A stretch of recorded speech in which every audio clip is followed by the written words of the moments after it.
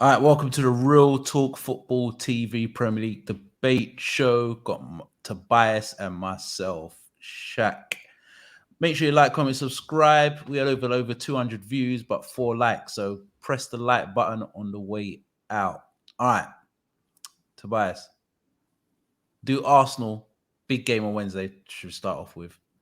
Winner takes all. Do Arsenal need to beat City to win the title? Do they have to win? Don't lose. Don't lose, and there's possibilities.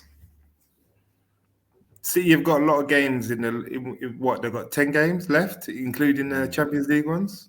Mm, 10 games left in what, little over a month. mm. So don't lose. That's the main thing. Just stay in it. That's the main thing for Arsenal. But the last 2 games for Arsenal, going 2-0 up at Liverpool, 2-0 up at West Ham, nearly losing 3-1 down at Southampton. To me, it feels like the occasion's getting to them. I think this is a young team. I don't think they can handle the pressure. And I think even if they do draw, it's in Man City's hands, but Arsenal are still there and thereabouts.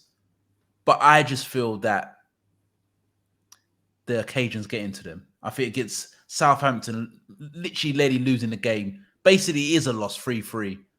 Going into the Etihad, away from home. I think the only way for them to win this title, I think they've got to go there and win, just for their confidence alone. When you look at the 2 games that are 2-0 up, then that's where it kicks in. Managed to salvage a draw at least, so they've got to take some sort of positives from it. So, Yeah. But they haven't had many blips in the season. They had one, I think. What was it? Start of January, early Feb. Yeah. Maybe they had one little blip. So I think everyone sort of predicted this with the Arsenal squad as it is, very young, not much experience of winning things in the team, bar Partey, Zinchenko, obviously, and the Jesus, but they were sidemen anyway throughout that running. They wasn't the mainstays, but as long as they don't lose and capitulate again against City, then they'll have something to hang on to, and they can make a race out of it. Because if they don't, if you're saying that they're out of the race so early, were they really in the title race then? How would it be looked at the end of the? How would it be looked at the end of the season? I think they're really in the title race. They've been top more than City have been top over this 30+ games season so far. I think if you just said at the start of the season, Arsenal would come second, and you didn't know how the league would play out, you said that's progress, especially being fifth and being fourth and capitulating and coming fifth and Tottenham nipping them, and them now coming hitting second and pushing City not to the limit, but pushing City hard. But they've been top for so long. For them to lose it, I think it's a failure. And I think when you play against the Cities, you have to take your opportunities when it comes. Because to me, I think at the moment, I think City are in mad form. I think if they didn't draw against Bayern Munich, they would have won 12 games in a row. They're flying at the moment. I think they're the best team in Europe. Everyone's fit. I think they're flying. And I think that there was a time at the season between maybe October to December, they were stuttering. And Arsenal had a big lead. And if you're in title race, especially with Man City, if they give you some sort of like leeway, you've got to run all over it and take it, because you know they're coming. They're the one team in this league can rack off 13, 14 wins on the spin. You know they can do that. And I think Arsenal had a big lead. They looked good. But we've all said, Ferguson said, squeaky bum time. When it's the last 10 games of the season, that's when you know if you're about this life. And at the moment, the last 10 games of the season, Arsenal haven't shown they're not about this life. They've shown vulnerabilities all over. They look like a young man team who this is new to them, where City is just another day in the office. Yeah, again, I'm not surprised that obviously I did say that now you're playing teams where everything matters. Like Southampton were fighting for their lives. Like this is where you're in that part of the season now. It's not just top, it's bottom, and the amount of teams that are down the bottom makes it even stickier because usually teams are on holiday right now. Yes, right.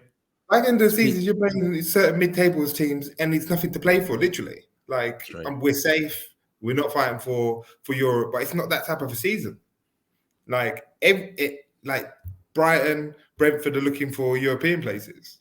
Do you know what I mean? So it's a difficult season, but I will say that they was in a position where it didn't matter what City done; it only mattered what they done. And in terms of even it come down to this game, they still couldn't afford to lose against City and still win the league. And if they won their games, so I look at that and I look at it. You can sort of look at it in a failure or capitulation or bottling or whatever you want to look at it. The problem for me is that where do Arsenal go next season? Like, what is it now? Okay, it wasn't expected of them at the start of the season, but now they've hit that point. What happens next?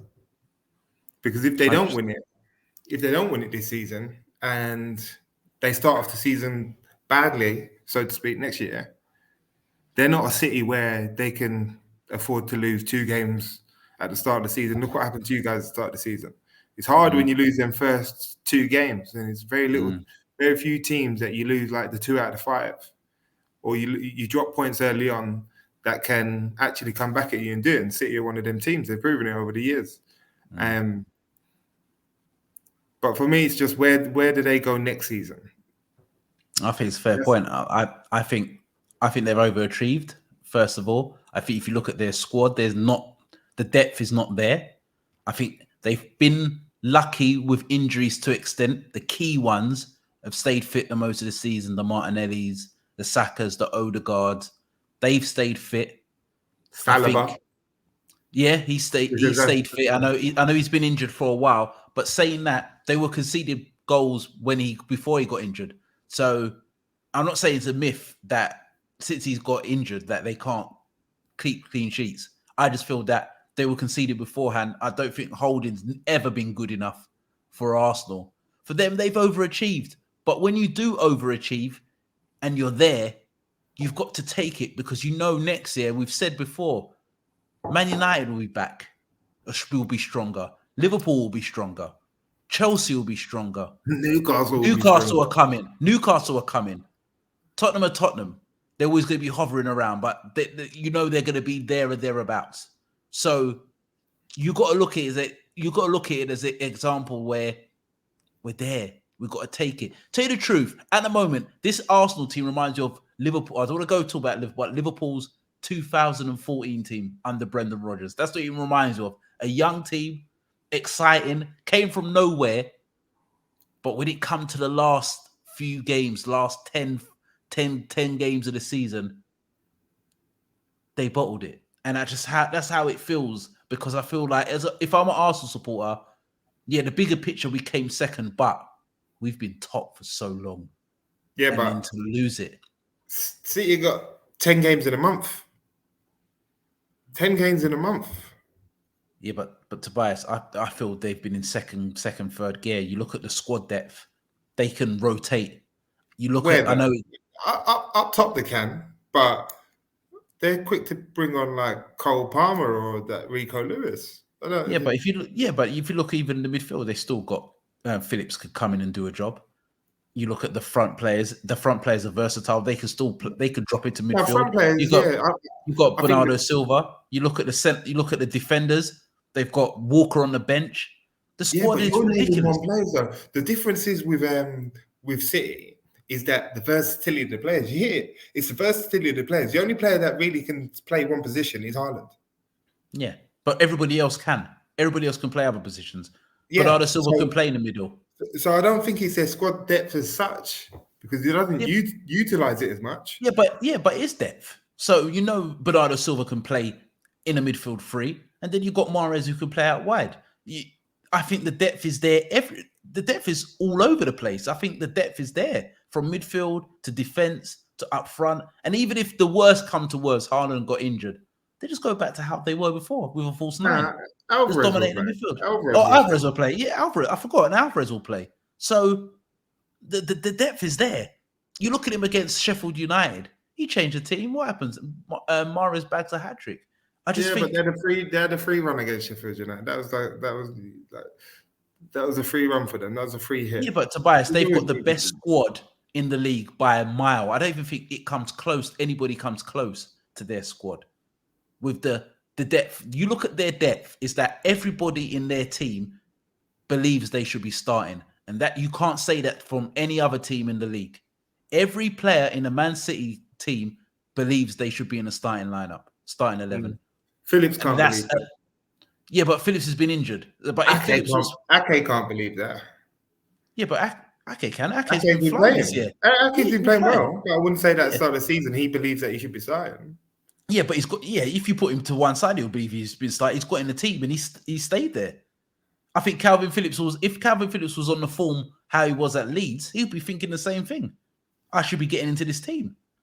Yeah, but then he's got to displace Rodri, and that's the difference, isn't it? Yeah, but okay, so if he doesn't displace Rodri, the level doesn't drop extreme to other teams. So like when Casemiro came out the team, you lot collapsed in midfield.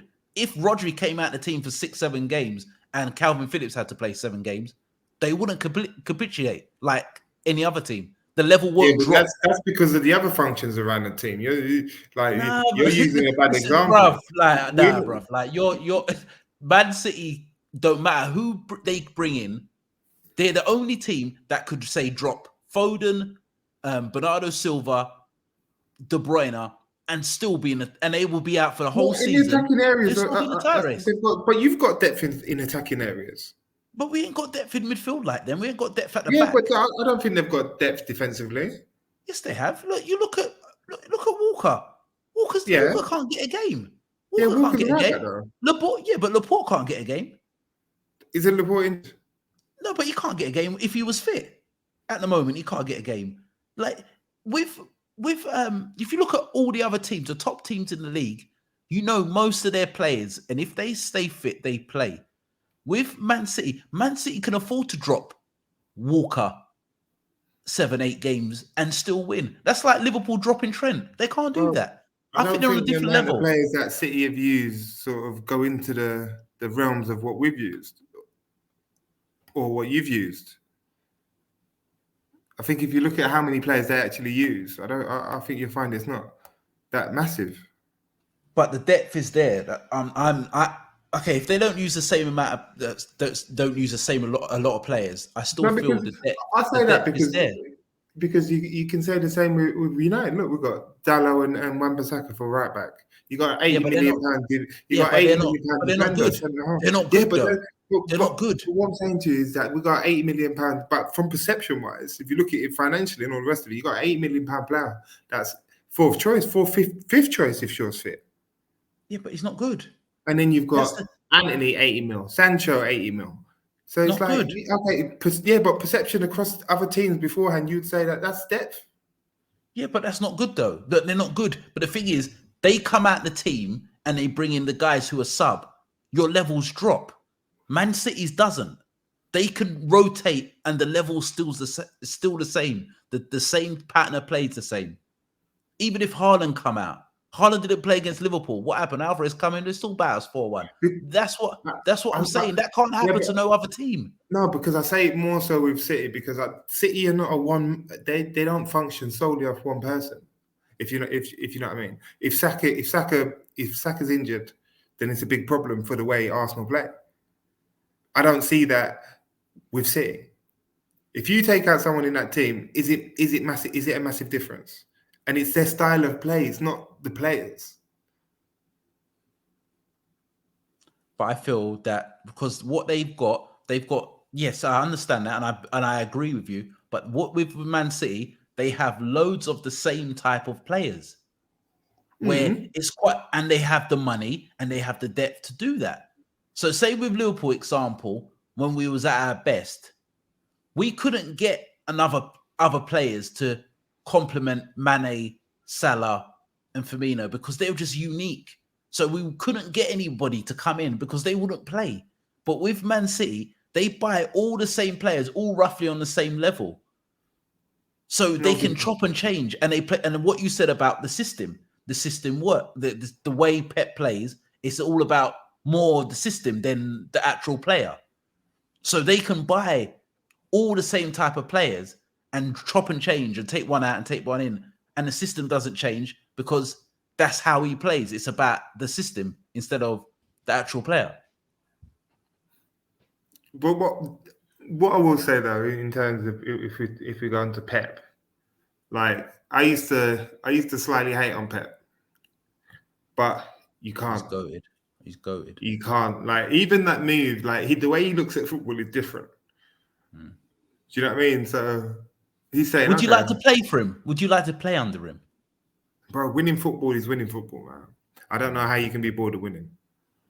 I get if you're sort of an expressive type of player, but it's a team game. This isn't individual time. Do you know what I mean? This is where the whole emphasis, and it's probably because of the type of player he was himself, and more focused around the team. But Mavericks, how often do Mavericks work, if you know what I mean, in terms of game ratio? How many times are they going to put out? What's a Maverick type player though? I think Zlatan is a Maverick player, and he didn't make that work. And I think Zlatan's one of the best strikers of his generation. He's definitely in the top 3 or 4. Could argue be number 1. Etu didn't work for him, with him. I think there's more. I think that's more to. I think that was more than Etu just not working. I think there's more to that. I think Zlatan didn't work. But saying that, I just think it's different because you've got Messi. So I think if Zlatan was now under Man City, he would have. I think Pep would have made it work. It's just at that time he just had a Messi what was just growing and growing and growing and growing. And you're thinking, you know what? I've argued maybe got the best player I've ever played football. So I've got to build the team around him. I don't really need a Zlatan with a big personality who believes he should be playing. Or it's like, I've got the best footballer ever, most probably. So that's a bit different. So I think Zlatan would have worked. But going back to Arsenal, or the last bit, if Arsenal don't, I think, no, go back to the game. So I think there's a few scenarios, in my opinion, what will happen. I can see if Man City get an early goal, I think it could be anything. I think they can get smashed. And it could be 3-4, 5-1, and they could really capitulate and it could be over. But I think Arsenal going to the Etihad, I think the pressure's off them because I think everybody expects them to lose. And I think with Man City having, not all the ball, because I think Arsenal showed they had more of the ball against Man City at the Emirates. I just feel on the counter-attack, I think Arsenal still can cause Man City all sorts of problems with Martinelli, Jesus, Odegaard, picking pockets, Saka. I think they've got half a chance of causing a problem, but they've got to be ruthless in front of goal. You know, I can see a red card for Arsenal in this game, you know. Oh, hold him. No, Gabriel. Or Partey. Gabriel. I can see Gabriel doing something so dumb and reckless. Usually you'd say Xhaka, but Xhaka's grown a bit. I can't see it. But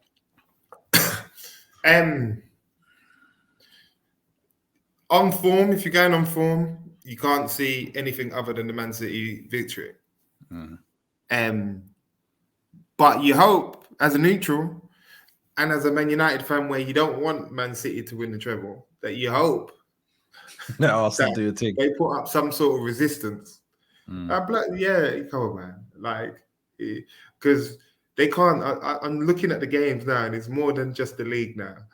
You know what I mean? I don't even trust us. I don't even trust us in the final. And this is what I mean. Without no Martinez and Varane, it's problems for us. But if we go back to the game, unfortunately, I see a City win. Unfortunately, no. I can't see nothing else at the minute, and that's the problem. And if they do lose, and they lose massively, like it could get a bit peak for Arsenal. All right. So if Arsenal won, do you think they win the title? They've got a tough running. So if they went there and say beat City 2-1. Well, who they got? They got Chelsea. They got Chelsea. They got Newcastle away. They got Brighton. Couple of other tricky games. Forest and Wolves. So if they win, personally, we're talking the way we're talking, and we're talking as if the given that this is the thing that we're talking as if Man City have got the points on the board already in terms of the games in hand. That's what everyone's focused on. This is where it's all complacency, isn't it? Everyone's just thinking straight away, our City are already on top, and if they win, then that makes them what? How much will it be? I know they're 5 points behind with two games in hand, isn't it? So there could be 4 points ahead potentially. So that's if they win their games in hand. Yeah, 100%. 100%. You want the points on the board. 100%. So, but yes, experience-wise, it's in City's favour. But I look at City's games, man. Bro, keep going. That many games for such a season with a World Cup in it. It's a lot of games. It's a lot of games to play. All right. So what do you think? So what do you think they win then? What do I think City win? What does City win? What do they win? What do you think they win at the end of the season? And so if you're talking about so many games, what do you think they win? I'm gonna say everything. Because you're talking like there's loads of games. What are they not winning then? But I'm hoping that the games will kill them off. The only hope is Real Madrid. But then Real Madrid, you can't trust them. But again, Real Madrid are not going for the league. Yeah, Champions League, you can trust them, bro. They play on moments. But say if Man City do win the treble, last bit. Say if Man City do win the treble, is it the greatest team? Do they go to hand as the greatest team in the Premier League era if they do win the treble because of the consistency they have done? In my opinion, I think as a whole, the Premier League's stronger than when it was in 1999 when you lot won the league. The league's stronger. But I don't think the teams are better, if you know what I mean. The top teams. So you was fighting against Arsenal. I think Arsenal are 10 times better than this Arsenal team. But I think as a league, I do think it's stronger. But if they do win the treble. I think with the changes, I think it's difficult to always say in the whole era. You got to stick to their specific their time period. I think that's important. I don't know. The football's evolved since then. Football's changed in every way. As a United fan, I'd say never. And everyone looks at... You can't even look at cities with a bit of disdain and say they brought their way to it. At the end of the day, it is what it is, isn't it? Because Man United were the ones that had the money back in the day. And but I think that's a myth, though. That's a myth, though, Tobias, bruv. Like, Man United spent more money than Man City over 10 years. I think, no, but that's what I'm saying. That's not really important factor in it. I don't see it as that. It is what it is. I think their recruitment's ledge. I think if you look at, yes, they've spent 50, 60 million pounds on each player, but their recruitment on players, they're not players that were well known. I think Haaland's well known, but if you look at Pep's players, look at Alvarez. Alvarez, bruv. 13 million pounds from Boca Juniors. There you go. There you go. No one's talked about that. And looks like he's going to be a star. He's going to be a star. It feels like he's going to be there and taking over Haaland when Haaland eventually does move on. But he scored goals. Like his goal ratio this season coming off the bench is unbelievable. 14 goals he's got? Is it 14? Yeah, so first season. Yeah, 100%. 100%. But now, they don't go down as the greatest ever, man. We're still it. That's the answer, man. Stop trying to hate. All right. Last bit, predictions. What's the scoreline going to be? 3-1 City. I had 3-1. I'm going to go 4-1 City. I think Arsenal might get bad. I think it could be a beating, especially if Man City score early. All right, guys, what do you think the scoreline's going to be against Arsenal, Man City? Do you think Man City are going to win the treble, or do you think Arsenal are going to do this? Like I said, make sure you like, comment, and subscribe to the channel so it can grow. Go on, Tobias. Last word. Last word. Leave it in just for hiring an interim after an interim. No, I don't even want to go because I would. That's for another show. But I've never seen it. I've never seen an interim manager get the sack. What the fuck? That's like you know what? You know that's like Friday. You know when Friday, you know when Craig got laid off on his day off. How can you be an interim and get sacked by the interim? But he was telling. I remember I see Mason talking to him at one point of the game when it was 3-0 down, and you knew Mason was trying to snake him. It was one of those. Delaney was anything, you could have just slapped him out the way, bro. Like, move, man. Go sit down somewhere, innit? You know what I'm saying? This guy. But interim, that's quality. Tottenham, there's always someone, innit? Yeah, Tottenham's turn. What a joke. All right, guys. We are Real Talk Football TV, and we are out.